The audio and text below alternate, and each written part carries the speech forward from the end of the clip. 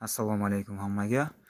Bugun mana shu kuxnyani mo'ykasi, ya'ni kuxnya uchun rakvinani tozalab boshqa rang beramiz.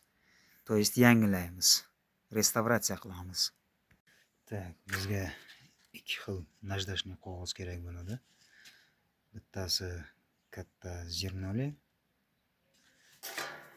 ikkinchisi kichkina. P80.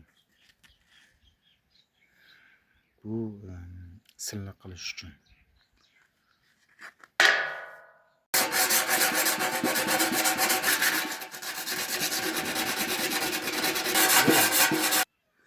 Silliq holga keltirib oldik. Endi bitta yog'ini tozalaymiz. Yog'ini ketkazish uchun mana bizda bunaqa sredstva bor. Antijir для казана deb yozilgan. Любой narsaga to'g'ri kelaveradi. Yozib qo'yibdi. Удаляет жир и нагар за 1 minut. Sepib qo'yamiz, 1 minutdan so'ng tozalab tashlaymiz latta bilan. Mana shunday hamma joyga surtib chiqamiz. Sepgandan keyin 1-2 daqiqa kutamiz. Mana yuvgandan keyingi holat. Polni jirlarni olib tashladik. Endi bitta kraska qilsak bo'ldi. Qolgan suvni mana bunaqa latta bilan artib chiqdim. Ichida bitta ham musor qolmasligi kerak. Kraska qilishdan oldin mana bunaqa aerozolная kraska Vibro firmasi. Shu bilan kraska qilamiz. Rangini svetlo-серый tanladim. Mana qilib osib qo'ydim. Kraska hamma joyiga tegishi uchun.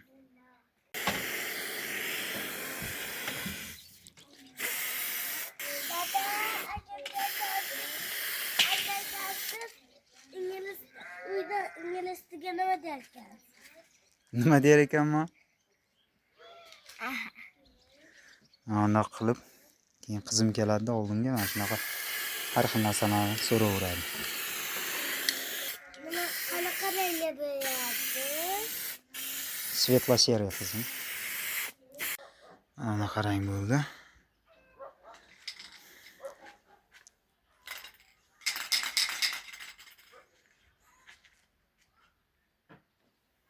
Tak, bu kuxnyaga turbalarni men olib kelib o'tkazib qo'yganman.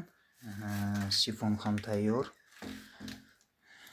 Endi bu yog'iga traynikni o'tkazishim kerak.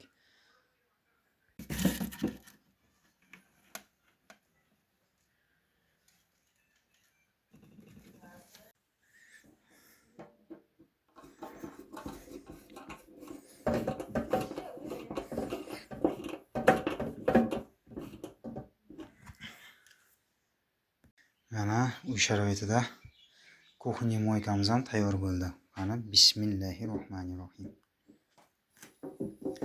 Buni hali bu yog'ini devorga qotirib qo'yishim kerak. Shunday qilib mana girdlarini germetik qilishim kerak. Qani bismillah.